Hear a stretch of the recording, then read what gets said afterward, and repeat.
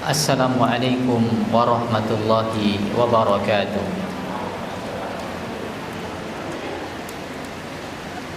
Alhamdulillah, alhamdulillahi rabbil alamin.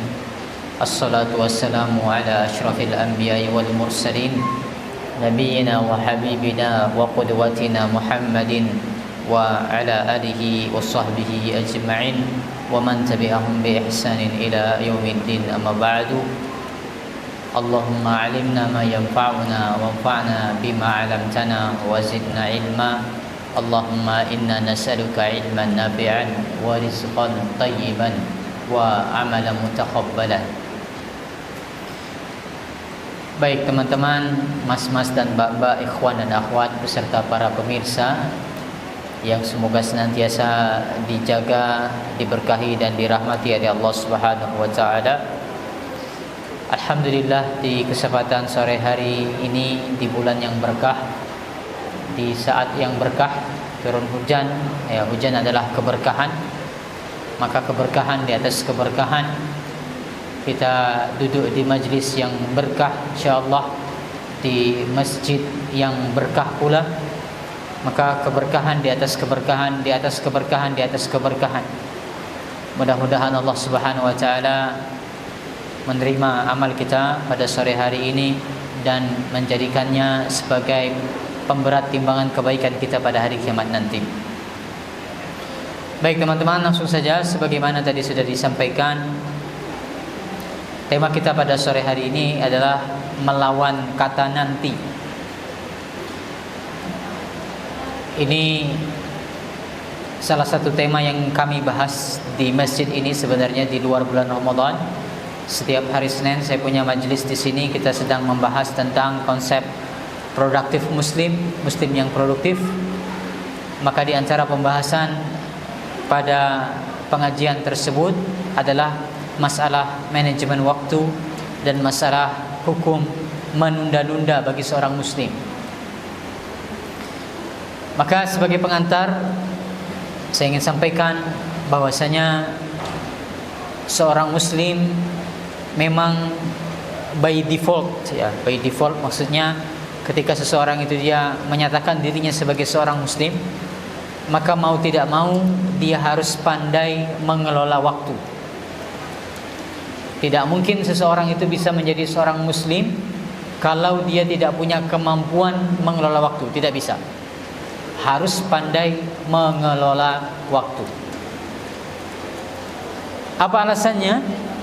Alasannya karena banyak sekali ibadah, baik yang itu sifatnya wajib atau sifatnya sunnah di dalam agama kita, dalam agama Islam, yang itu berkaitan erat dengan waktu. Kalau Anda tidak bisa mengelola waktu, Anda akan kehilangan ibadah-ibadah ini. Sebagiannya wajib, sebagiannya sunnah. Jelas di antara yang paling wajib yang berkaitan dengan waktu adalah salat. Ya, perhatikan 5 rukun Islam: syahadat, salat, zakat, haji, puasa.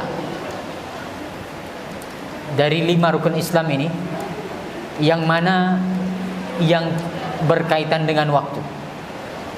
Salat berkaitan dengan waktu. Zakat berkaitan dengan waktu? Zakat berkaitan dengan waktu. Puasa berkaitan dengan waktu? Jelas berkaitan dengan waktu. Haji berkaitan dengan waktu? Ini sampel. Ya. Kata para ulama, ibadah yang masuk dalam rukun Islam itu adalah ibadah-ibadah yang paling wajib, yang paling besar kewajibannya. Kita tahu dalam agama kita yang namanya kewajiban itu ada banyak. Berbakti kepada orang tua hukumnya wajib. Memuliakan tamu hukumnya wajib. Berkata jujur hukumnya wajib. Dan yang lain-lainnya. Banyak yang wajib, tapi tidak semuanya Allah masukkan ke dalam rukun Islam. Yang masuk dalam rukun Islam hanya 5. Yang 4 dari 5 rukun Islam ini ternyata tadi kita lihat semuanya berkaitan erat dengan waktu. Kita lihat satu persatu. Salat. Ya, salat itu ada batas waktunya. Inna salata kana lil mu'minina kitaban mawquta. Ya, yang namanya salat itu ada waktunya, ada batasan waktunya bagi orang-orang beriman. Tidak bisa kita sembarangan mengerjakan salat itu di sembarang waktu sesuai dengan kehendak kita, tidak bisa. Ada batasan waktunya. Yang kedua, zakat. Zakat jelas ada batas waktunya. Zakat fitri, zakat fitrah ada batas waktunya, membayarnya kapan. Zakat mal ada dimensi waktunya juga. Kalau sudah mencapai 1 tahun Hijriah wajib dikeluarkan. Puasa jelas kita harus perhatian kapan masuk 1 Ramadan, kapan berakhir Ramadan, kapan masuk 1 Syawal. Itulah dia bulannya. Belum lagi kalau terkait waktunya setiap harinya, kapan terbit matahari, kapan terbenam matahari, berkaitan dengan dimensi waktu juga. Terakhir haji. Haji juga tidak sembarangan waktunya, ya. Yas'alunaka 'anil ahillah qul hiya mawaqitu lin-nasi wal hajj. Kata Allah Subhanahu wa taala, manusia bertanya tentangmu tentang hilal. Apa itu hilal? Kata Allah Subhanahu wa taala, katakanlah hilal itu untuk menentukan waktu dan untuk menentukan waktu haji. Maka haji itu ada waktu-waktu tertentunya. Tidak bisa sembarangan seorang itu mengerjakan haji pada waktu sepanjang tahun, tidak bisa. Maka lihat ini contohnya. Bagaimana 4 dari 5 rukun Islam erat kaitannya dengan waktu. Belum kalau kita lihat yang lain-lainnya di luar rukun Islam, seperti menyembelih kurban, ada batas waktunya. Batas boleh bertayamum, ada batas waktunya. Mengusap kaos kaki, kita boleh berwudu itu dengan cara mengusap kaos kaki, namun ada batas waktunya. Masalah perceraian, talak, iddah, rujuk, masalah pembayaran utang, masalah menjamu tamu, akikah, haid, nifas, dan lain-lainnya, ini berkaitan erat dengan waktu. Sehingga sekali lagi saya katakan, yang namanya seorang muslim, memang skill mendasar yang harus dimiliki seorang muslim adalah mengelola waktu, manajemen waktu. Maka terkait hal tersebut, terkait kapan seseorang itu mengerjakan sebuah amalan, sebuah pekerjaan atau sebuah amalan secara umum, kita bisa membaginya menjadi 3. Yang inilah yang akan kita bahas satu persatu pada sore hari ini. Terkait timeline pengerjaan sebuah amalan. Kita lihat pembagian 3-nya ini. Yang pertama adalah ketika belum datang waktunya. Belum datang waktu untuk mengerjakan amal tertentu. Kita tahu tadi, untuk amal-amal tertentu itu ada batas waktunya. Kapan boleh mulai dikerjakan. Nah, maka kalau belum datang waktunya, seseorang dia ngotot ingin mengerjakan amal tertentu atau pekerjaan tertentu, maka ini apa istilahnya? Apa istilahnya? Orang mengerjakan sebelum waktunya, istilahnya apa? Tergesa-gesa. Nanti akan kita bahas satu persatu. Apa hukumnya dalam agama kita tergesa-gesa seperti ini? Belum datang waktunya, tapi dia sudah mengerjakan. Ini namanya tergesa-gesa. Lalu yang kedua, ketika sudah datang waktunya, lalu dia langsung mengerjakan di awal waktu. Kalau ini apa istilahnya? Kalau tadi tergesa-gesa, belum datang waktunya sudah dikerjakan. Yang kedua, datang sudah waktunya dan dia langsung mengerjakannya. Apa istilahnya? Bersegera. Ini istilahnya bersegera. Sudah datang waktunya dan dia langsung mengerjakan. Lalu yang ketiga yang akan kita bahas nanti adalah ketika sudah datang waktunya, namun kemudian seseorang lebih memilih untuk mengakhirkannya. Dia mengakhirkan amalnya sampai menjelang habis waktunya, atau bahkan ketika sudah habis waktunya baru dia mengerjakan amal tertentu. Inilah yang disebut dengan menunda-nunda. Jadi ada 3 yang kita bahas: tergesa-gesa, bersegera, dan menunda-nunda. Sekaligus kita bahas yang nomor 1, nomor 2, meskipun topik utama kita adalah yang nomor 3 tadi, namun ini berkaitan. Terkhusus orang banyak keliru di nomor 1 dan nomor 2 ini. Apa perbedaan antara tergesa-gesa dan bersegera? Ini yang akan kita bahas. Kita bahas satu persatu. Yang pertama adalah masalah hukum tergesa-gesa. Dalam agama Islam, hukumnya diharamkan memiliki sikap tergesa-gesa. Tidak boleh. Dalam berbagai perkara, lebih-lebih dalam perkara ibadah, hukumnya tidak boleh tergesa-gesa. Dalam perkara dunia, Anda berurusan apa dalam masalah kuliah, dalam masalah tugas akhir, di antara sikap yang tercela, akhlakul mazmumah, adalah seseorang itu memiliki akhlak tergesa-gesa. Kita lihat sebagian penjelasannya. Nabi kita Muhammad sallallahu alaihi wasallam bersabda kepada sahabat yang bernama Asyad Abdul Qais. Kata Nabi kita Muhammad sallallahu alaihi wasallam, "Inna fika la khuslataini yuhibbuhum Allah." Wahai Asyad, sesungguhnya pada dirimu itu terdapat 2 sifat yang dicintai oleh Allah Subhanahu wa taala. Pada diri sahabat bernama Asyad itu terdapat 2 sikap atau 2 sifat yang dicintai oleh Allah Subhanahu wa taala. Apa itu kata Nabi kita Muhammad SAW? Yang pertama adalah al-hilm, sifat sabar. Yang pertama sifat sabar, yang kedua adalah al-anah, yaitu tidak tergesa-gesa. Maka lihat Nabi kita Muhammad SAW mengatakan orang yang sifatnya tidak tergesa-gesa itu dicintai oleh Allah Subhanahu wa taala. Dalam hadis lainnya Nabi kita Muhammad SAW juga bersabda, "At-ta'anni minallah wal 'ujlah minasyaitan." Yang namanya perlahan-lahan tidak tergesa-gesa itu datangnya dari Allah Subhanahu wa taala. Adapun tergesa-gesa datangnya dari setan. Ya. Sikap perlahan-lahan, sabar, yang ini lawan dari tergesa-gesa, itu datangnya dari Allah Subhanahu wa taala. Adapun sikap tergesa-gesa itu datangnya dari syaitan. Diriwayatkan oleh Abu Ya'la dan Al-Baihaqi, statusnya adalah hadis hasan.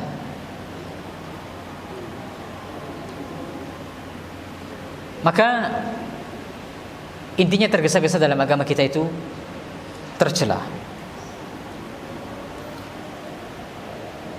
Apa bedanya antara tergesa-gesa dan bersegera?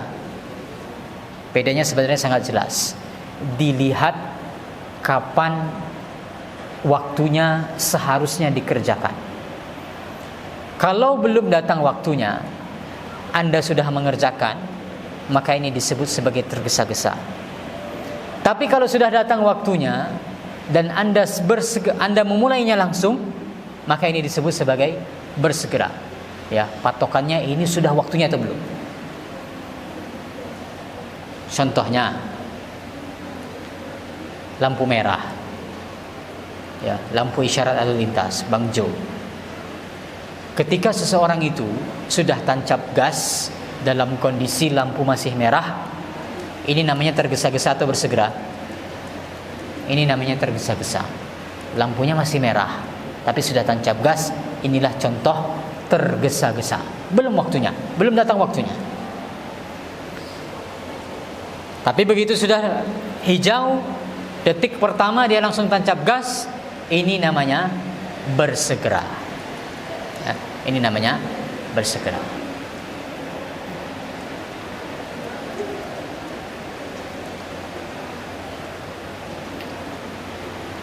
Contoh lainnya adalah, sebelum kita lihat contoh-contoh ibadah ya, buah. Ketika buah tersebut bukanlah tipikal buah yang bisa matang di pohon, ya dia buah ini cuma bisa matang di pohon misalnya. Kalau sudah dipetik, dia tidak bisa matang lagi. Nah, maka ketika seseorang dia memilih untuk memetik buah ini dalam kondisi dia belum siap panen, belum matang, maka inilah contoh tergesa-gesa. Tapi ketika seseorang itu dia sudah tahu ini matang, dia langsung petik, ini contoh sikap bersegera. Kita lihat sekarang contohnya dalam perkara ibadah. Contoh dalam perkara ibadah tadi kita sebutkan adalah yang terkait dengan waktu solat. Seseorang teranggap tergesa-gesa, bahkan hukumnya solatnya tidak sah ketika dia mengerjakan solat belum datang waktu solatnya. Ya, misalnya masalah solat subuh, belum datang solat subuh, azan belum datang azan, waktu azan dia sudah mengerjakannya, maka ini teranggap sebagai tergesa-gesa. Tapi begitu datang waktu azan, dia langsung tancap gas. Dalam artian tancap gas, dia bersiap-siap melangkahkan kakinya ke masjid untuk menyambut datangnya salat berjamaah, maka ini namanya bersegera. Ya, maka ini juga mengingatkan saya kepada perbedaan pendapat terkait waktu salat subuh. Kalau ada Anda yang mengikutinya, beberapa tahun yang lalu Ormas Muhammadiyah mengkritik waktu sholat subuh yang diterbitkan oleh Departemen Agama. Diklaim waktu sholat subuh ini terlalu cepat, sekitar 8 menit. Maka bagaimana cara kita menyikapinya, terkhusus di bulan Ramadan ini? Maka sebagai bentuk sikap kehati-hatian teman-teman yang berhubungan dengan sikap tergesa-gesa tadi juga, ya, kalau di bulan Ramadan, maka yang paling aman adalah untuk batas waktu puasa kita awalkan. Untuk batas waktu puasa kita awalkan. Jadi tidak mengapa kita mengikuti jadwal yang diterbitkan oleh Departemen Agama, karena ini dianggap oleh Muhammadiyah lebih cepat, terlalu cepat. Ya sudah, untuk batas sahur kita ikut waktu ini. Waktu sholat subuhnya sesuai dengan Departemen Agama.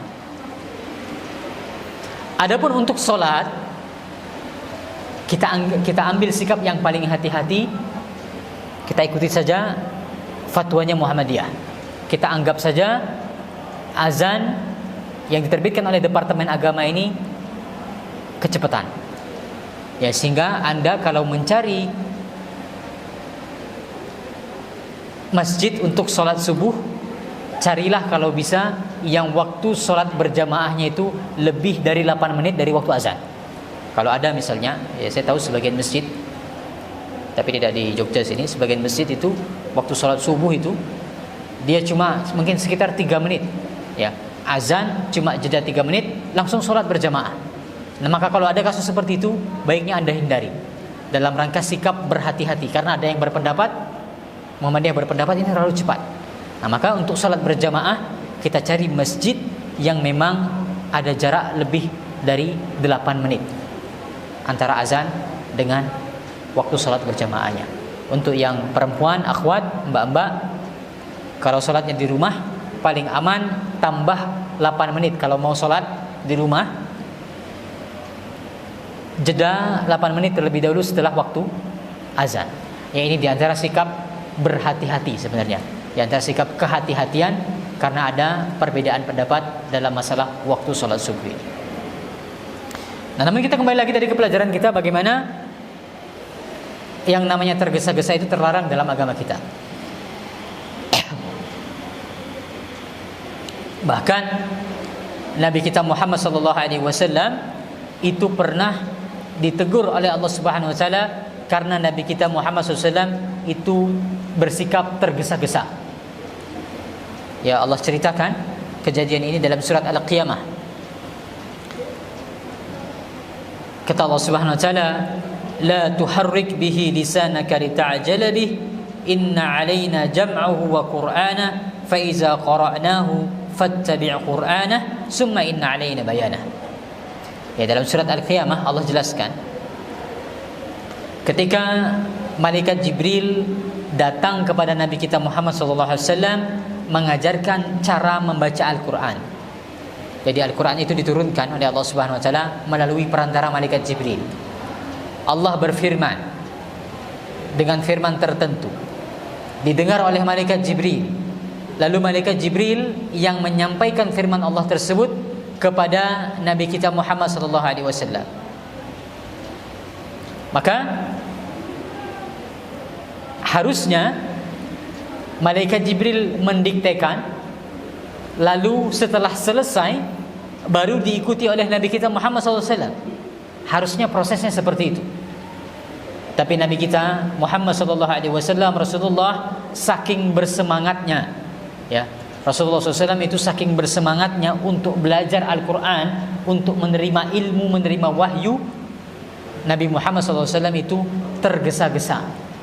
Malaikat Jibril belum selesai membacakan ayat Al-Quran, belum selesai membacakan firman Allah, tapi Nabi Muhammad sudah duluan mengikutinya.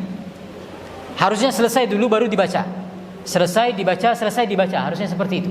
Tapi malaikat Jibril belum selesai, Nabi Muhammad sudah memulai untuk mengikuti apa yang dibaca oleh malaikat Jibril.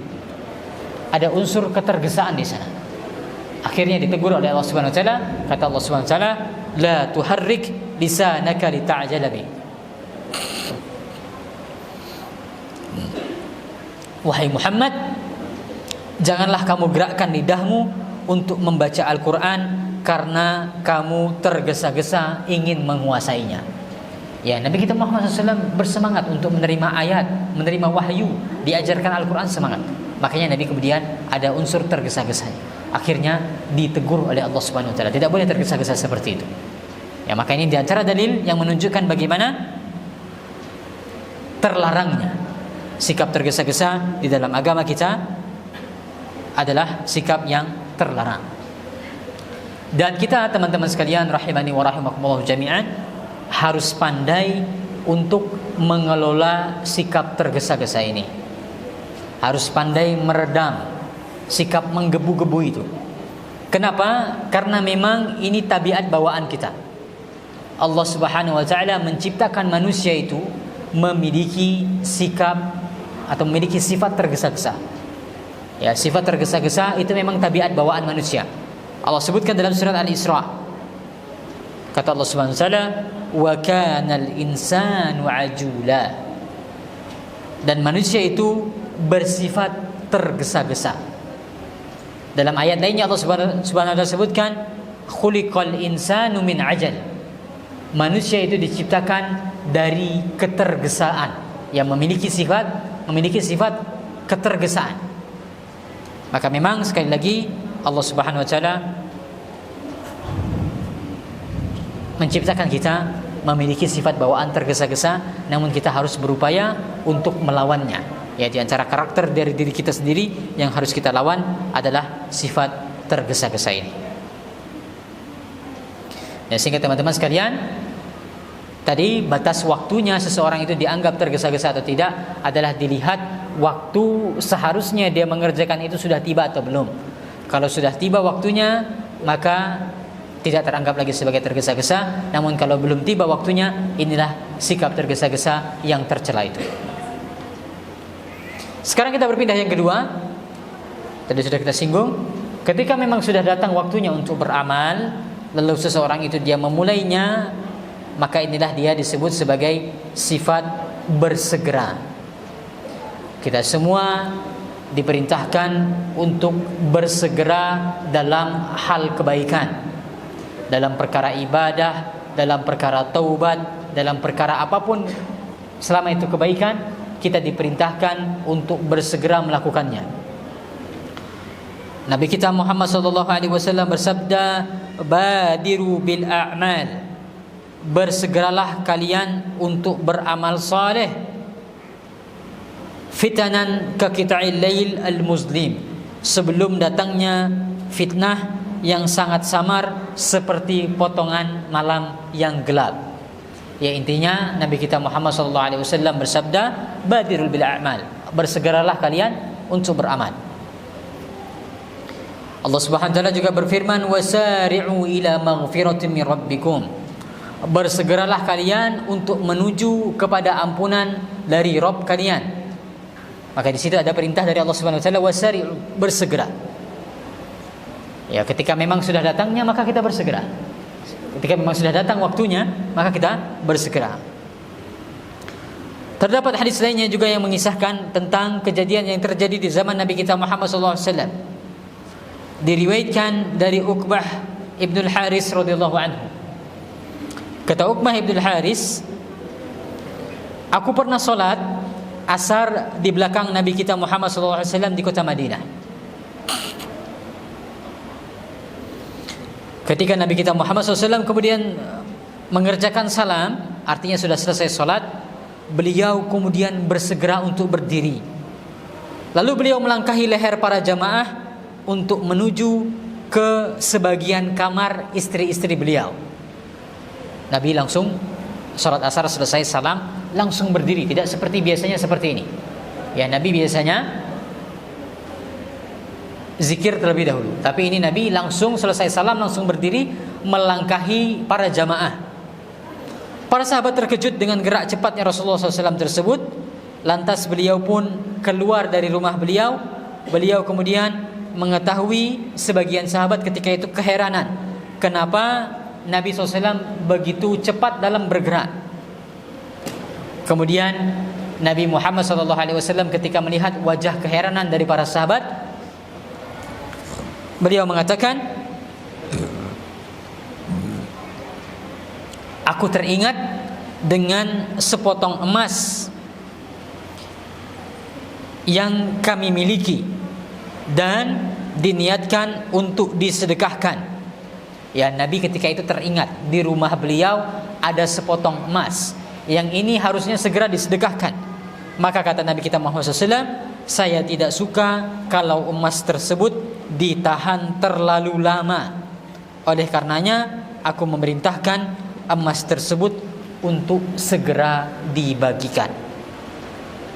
Maka ini diantara contoh bersegeranya Nabi kita Muhammad SAW untuk beramal, yaitu untuk bersedekah.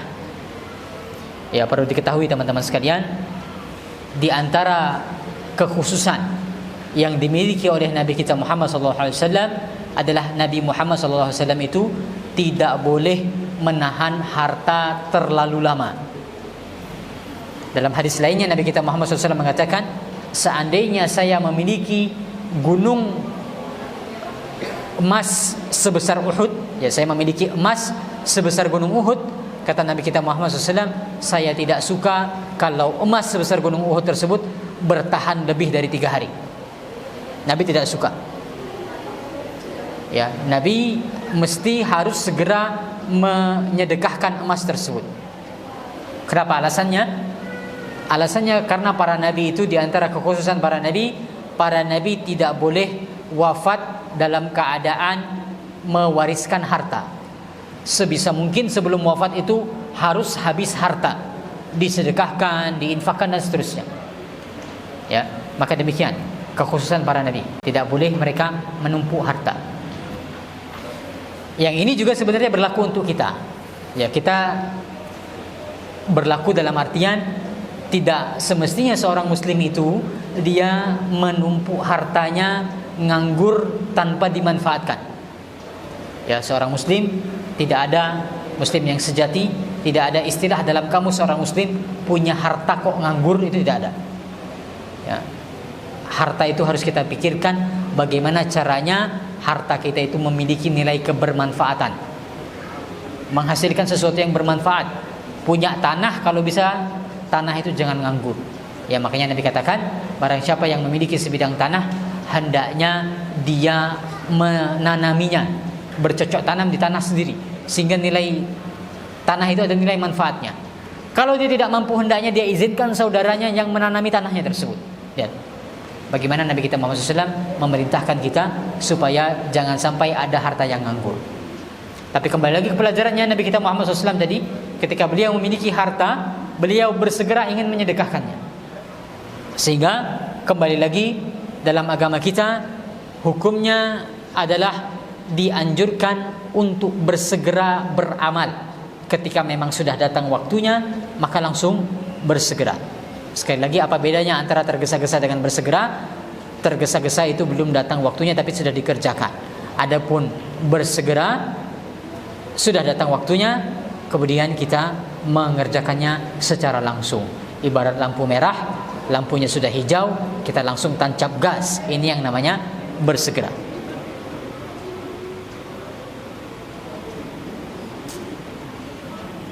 Kemudian yang terakhir yang kita bahas adalah hukum yang ketiga adalah menunda-nunda dalam kaitannya amal dan dimensi waktu.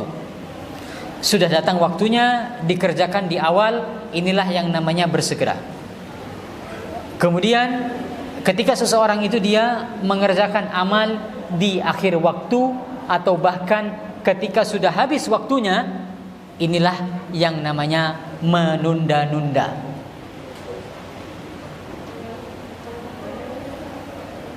Kalau tergesa-gesa, bahasa Arabnya adalah al-ujlah, bersegera, tergesa-gesa. Kalau bersegera, sur'ah. Ya, bersegera bahasa Arabnya sur'ah. Kalau menunda-nunda, bahasa Arabnya adalah taswif. Disebut oleh para ulama dengan istilah taswif. Maka teman-teman sekalian rahimani wa rahimakumullahu jami'an, perlu diketahui setan di dalam upayanya menjerumuskan umat manusia, di dalam upaya dia mendekatkan umat manusia kepada neraka, maka setan itu memiliki banyak strategi. Dia punya banyak sekali strategi, jaring-jaring yang dia tebarkan itu sangat banyak. Maka perlu kita ketahui dan perlu kita waspadai, salah satu di antara jerat setan untuk menjerumuskan umat manusia kepada perbuatan dosa adalah yang namanya taswif tadi, yaitu sikap menunda-nunda. Maka menunda-nunda ini datangnya juga dari setan, salah satu perangkap setan. Diriwayatkan oleh Abu Ishaq, ada yang berkata kepada Abdul Qais, nasihatilah kami. Kemudian Abdul Qais dia berkata, wa iyyaka wa taswif, berhati-hatilah engkau dari sikap menunda-nunda. Itu berkata saufa, saufa, saufa. Ya, saufa itu maknanya adalah nanti. Seseorang mengatakan nanti saja, nanti saja, nanti saja, maka berhati-hatilah dari sikap seperti ini, karena ini di antara jebakan setan. Al-Hasan Al-Basri juga pernah mewasiatkan kepada kita, pernah menasihatkan kepada kita, berhati-hatilah kalian dari sikap menunda-nunda. Engkau sekarang berada di hari ini dan bukan berada di hari esok. Jika besok tiba, engkau berada di hari tersebut dan sekarang engkau masih berada di hari ini. Jika besok tidak menghampirimu, maka janganlah engkau sesali atas apa yang luput dari dirimu di hari ini. Ya, sehingga hendaknya kita bersikap hati-hati terhadap penundaan, karena ini diantara perangkap setan. Kenapa setan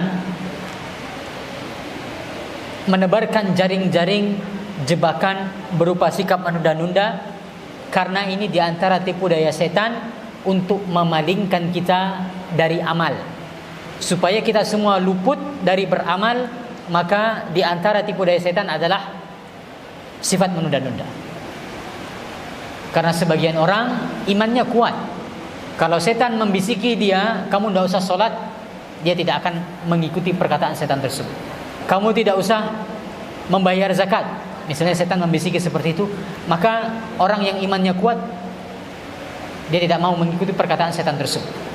Maka untuk orang-orang seperti ini, setan tidak akan membisikinya langsung untuk meninggalkan amal.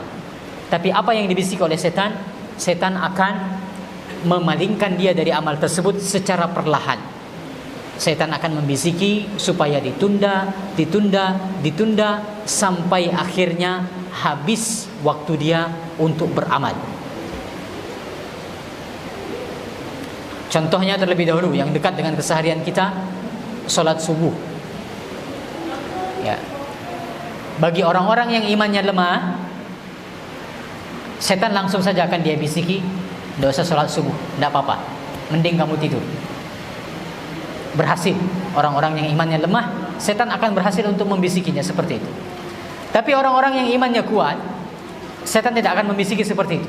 Setan akan membisiki ketika dia tidur, Sudah bangun, tidak apa-apa, tidur lagi. Nanti kamu bangunnya nanti aja, sholatnya nanti saja. Tidur lagi. Terbangun lagi, dibisiki lagi oleh setan, nanti saja sholat subuhnya, masih ada waktu kok. Tidur lagi, tidurmu masih belum cukup. Tidur lagi. Terus ditunda-tunda seperti itu sampai akhirnya seseorang ini dia kehabisan waktu untuk mengerjakan sholat subuh. Maka ini contohnya bagaimana setan membisiki sifat menunda-nunda supaya memalingkan seseorang itu dari sebuah amal.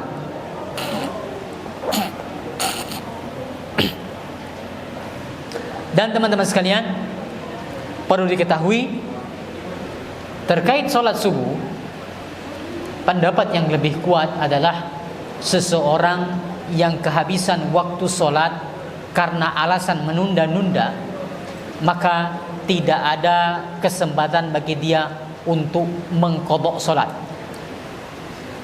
Contohnya tadi, seseorang itu dia sengaja menunda-nunda waktu sholat subuhnya. Dia tunda memang karena malas, karena dia memang berleha-leha, gelundang-gelundung di atas kasurnya, sampai akhirnya habis waktu sholat subuh. Pendapat yang lebih kuat untuk kasus seperti ini, tidak ada kesempatan bagi dia untuk mengqadha sholatnya. Dia lihat waktu ternyata sudah habis waktu sholat subuh, sudah terbit matahari misalnya. Maka untuk kasus seperti ini, dia tidak bisa lagi sholat subuh, tidak ada kesempatan bagi dia lagi. Ya, tidak boleh dia mengerjakan sholat subuh setelah habis waktunya. Apa yang dia bisa lakukan? Yang bisa dia lakukan adalah yang pertama dia bertobat, mohon ampun kepada Allah. Yang kedua, dia memperbanyak sholat sunnah. Sholat yang sengaja ditinggalkan, pendapat yang lebih kuat, tidak ada qadha'nya. Berbeda kalau orang itu dia tidak sengaja ketiduran, murni ketiduran, tidak ada unsur dia menunda-nunda, tidak dia bangun tidur lagi, bukan seperti itu. Memang saking capeknya misalnya, sama sekali tidak terbangun di waktu subuh, bangun-bangun sudah siang. Maka orang seperti ini boleh dia mengqadha salatnya. Ketika dia bangun, dia langsung kerjakan salat, seperti itu boleh. Atau orang yang dia lupa sama sekali, lupa belum salat asar, habis waktu salat asar baru ingat di waktu salat isya misalnya. Oh iya, tadi saya belum salat asar. Murni karena lupa, bukan karena lalai. Maka orang seperti ini boleh dia mengqadha salat asar tadi meskipun di waktu isya. Hukumnya boleh. Bukan karena unsur menunda-nunda, bukan karena unsur kelalaian. Tapi orang yang sengaja menunda-nunda sampai habis waktu salat, tidak boleh dia kemudian mengqadha salatnya. Maka itu pembahasan yang terakhir terkait menunda-nunda. Pada asalnya hukumnya menunda-nunda tidak diperbolehkan. Namun dalam sebagian kasus menunda-nunda itu diperbolehkan kalau ada alasan yang dibenarkan. Ya, sudah pernah kami bahas di sini setiap hari Senin, pembahasan produktif muslim tadi sebagaimana saya sebutkan. Kita sebagai seorang muslim, ketika kita melakukan manajemen waktu, kita punya beberapa pilihan untuk berbagai pekerjaan. Ada pekerjaan yang bisa kita lakukan langsung, ada pekerjaan yang kita punya opsi untuk menundanya, ada pekerjaan yang bisa kita delegasikan, ada pekerjaan yang bisa kita tinggalkan, tidak perlu kita kerjakan. Maka ada pekerjaan yang memang kita punya opsi untuk menunda, ya, untuk kita delay. Tapi syaratnya harus memenuhi kriteria-kriteria tertentu untuk menunda amal. Contohnya, amal itu boleh ditunda kalau memang waktu yang paling pas adalah nanti. Misalnya perbuatan Nabi Yakub. Nabi Yakub ketika anaknya meminta kepada bapaknya agar bapaknya memohonkan ampunan kepada Allah, kata Nabi Yakub, "Saufa astaghfiru lakum rabbi." Nanti saja. Nanti saya akan mintakan ampunan kepada Allah untuk kalian. Kata para ulama, apa alasan Nabi Yakub mengatakan nanti? Karena Nabi Yakub menunggu datangnya waktu sahur. Karena kita tahu waktu sahur ini adalah waktu yang paling tepat untuk memohon ampunan, untuk beristighfar. Waktunya yang paling pas adalah ketika waktu sahur. Ya, sehingga pelajaran tambahan teman-teman sekalian, waktu sahur itu jangan asik nonton TV, jangan asik sambil scrolling sosial media, jangan. Anda sambil makan sahur itu kalau bisa sambil beristighfar. Ini waktu yang paling bagus untuk beristighfar kepada Allah Subhanahu wa taala. Ya, sambil makan, sambil di kendaraan, sambil antri, astaghfirullah wa atubu ilaih, astaghfirullah wa atubu ilaih. Tapi kembali lagi ke pelajarannya tadi, Nabi Yakub menunda amal beristighfar karena memang waktu yang paling tepat adalah nanti. Sehingga ini alasan yang dibenarkan. Kalau kita mau menunda amal yang paling tepat nanti, maka boleh kita menunda amal tersebut. Yang kedua, boleh seseorang itu dia menunda amal kalau memang amal tersebut lebih bermaslahat dikerjakan di waktu nanti. Contohnya dalam hal ini adalah bagaimana Nabi kita Muhammad SAW menunda umrah beliau. Nabi berangkat bersama para sahabat untuk melakukan umrah dari Madinah menuju kota Mekah. Belum masuk ke kota Mekah ditahan oleh orang-orang kafir Quraisy di Hudaybiyah. Tidak boleh orang-orang beriman masuk kota Mekah. Boleh syaratnya tahun depan. Maka Nabi memilih opsi ini. Nabi melihat ada maslahat lebih besar kalau Nabi menunda umrah ke tahun depan. Ada perjanjian Hudaybiyah, dengan perjanjian tersebut kemudian kaum muslimin bebas untuk beribadah, bebas untuk berdakwah. Maka kemudian dalam kasus ini Nabi memilih untuk menunda umrah tersebut, sehingga diperbolehkan seseorang itu dia menunda sebuah pekerjaan, sebuah amalan kalau ada maslahat lebih besar ketika dia menundanya. Namun kalau tidak ada alasan, minimalnya dua alasan ini, ya, tidak ada maslahatnya, kemudian bukan pertimbangan waktu yang paling pas adalah nanti, pada asalnya seseorang itu tidak boleh menunda amal, karena yang namanya amal, kebaikan itu pada asalnya adalah disegerakan. Demikian yang kita bahas pada kesempatan sore hari ini, mudah-mudahan ada manfaatnya. Waktu yang tersisa mungkin hanya sekitar 10 menit, bisa kita manfaatkan untuk tanya jawab kalau ada pertanyaan. Wallahu a'lam, sallallahu ala nabiyyina Muhammad wa ala alihi wa sahbihi wasallam.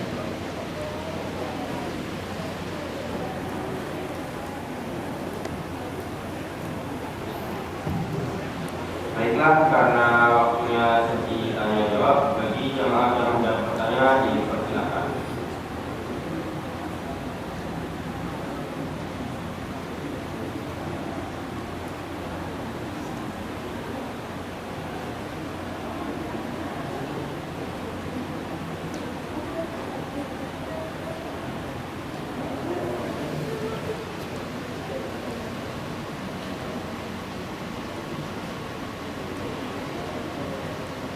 Assalamualaikum. Bertanya, Ustaz, saya seorang mahasiswa yang sedang menjadi panitia di bulan Ramadan.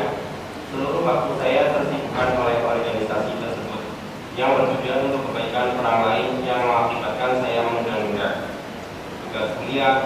Sebagai seorang mahasiswa, lebih baik menunda tugas kuliah terlebih dahulu atau meninggalkan bulan Ramadan yang terlebih dahulu, ya Ustaz? Terima kasih. Wassalamualaikum warahmatullahi wabarakatuh.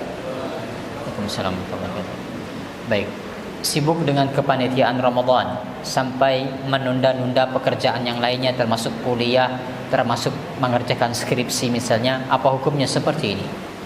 Maka dilihat pekerjaan apa yang Anda tunda. Kalau yang Anda tunda itu adalah sifatnya wajib dikerjakan di waktu itu, ketika Anda kemudian menjadi panitia, ada sesuatu yang wajib yang Anda tinggalkan, maka seperti ini tidak diperbolehkan. Anda menjadi panitia Ramadan, hukumnya anjuran, sunnah, tidak wajib bagi Anda. Maka tidak boleh seseorang itu kalau dia mengejar yang sunnah meninggalkan yang wajib. Kalau kasusnya memang yang dia tinggalkan atau yang dia tunda itu wajib. Tadi kasusnya apa dia? Menunda apa? Menunda tugas kuliah.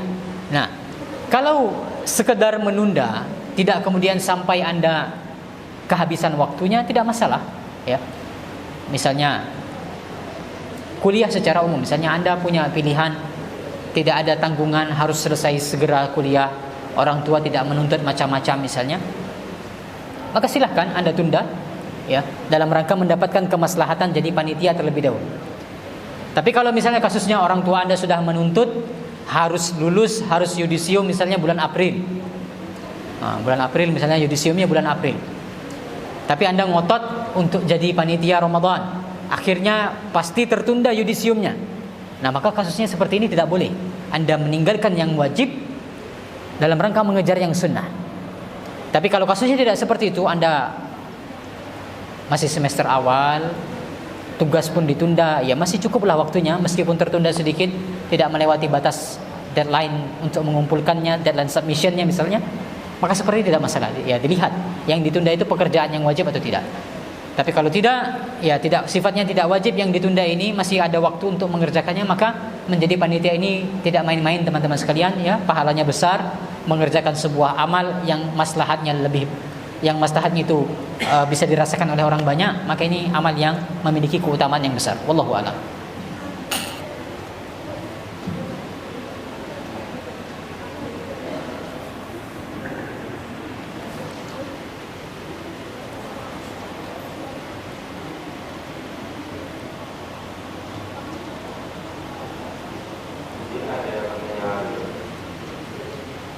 Sebenarnya Ustaz, salah satu sunnah yang bisa kita lakukan selama puasa adalah mengakhirkan sahur dan menyegerakan berbuka. Pertanyaannya, satu, mengapa di waktu sahur kita justru mengakhirkan, bukan menunda-nunda sahur? Yang kedua, mengapa di waktu berbuka kita justru menyegerakan? Apakah kondisi ini juga berlaku bagi seorang musafir yang sedang dalam perjalanan ke tempat atau daerah yang waktu sholatnya lebih lama dari daerah sebelumnya? Baik. Benar sekali, di antara sunnah Nabi SAW untuk berbuka itu disegerakan. Ya, ini tadi sudah kita jelaskan, yang namanya bersegera itu sudah datang waktunya langsung dikerjakan. Ya, ini namanya disegerakan. Maka demikian sunnahnya, kata Nabi kita Muhammad SAW, umat Islam senantiasa berada dalam kebaikan selama mereka menyegerakan berbuka. Lalu yang kedua, yang namanya sahur itu diakhirkan. Nah, maka ini diantara contoh pengecualian. Ya, pengecualian waktu sahur itu sudah mulai masuk, seseorang itu sudah mulai boleh sahur. Ada perbedaan pendapat. Sebagian ulama berpendapat waktu sahur itu dari tengah malam. Sebagian lagi berpendapat sepertiga malam terakhir. Ya, anggaplah kita pilih pendapat tengah malam. Sahur itu dari tengah malam. Nah, namun bukan kemudian dengan alasan bersegera dalam beramal sudah masuk waktu sahur nih, sudah pertengahan malam, kemudian seseorang itu dia bersegera langsung sahur tengah malam misalnya. Tengah malam di Jogja itu 11.15. Ya, 11.15. Tengah malam itu bukan jam 12 ya.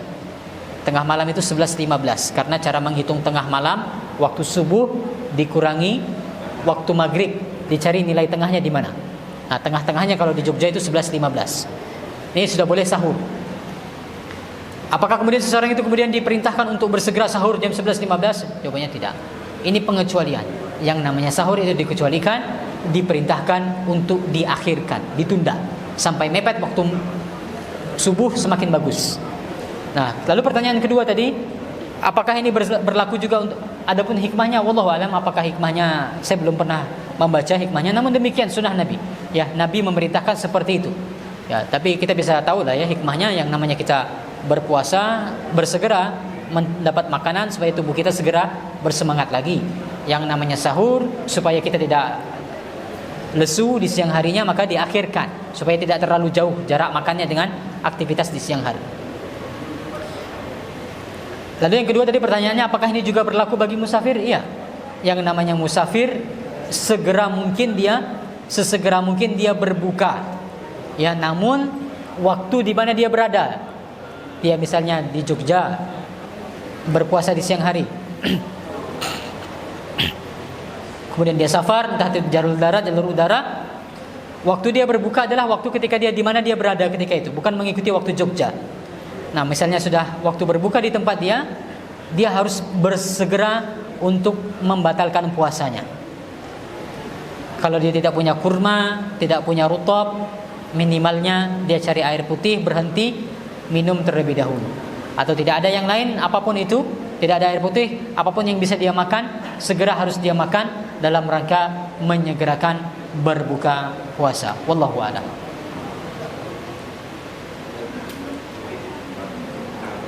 Baik, demikian materi yang bisa saya sampaikan dan tanya jawab yang bisa saya jawab. Mudah-mudahan ada manfaatnya, lebih kurangnya mohon maaf. Wassallallahu ala nabiyina Muhammad wa ala alihi washabbihi wasallam. Kita kembalikan kepada pembawa acara.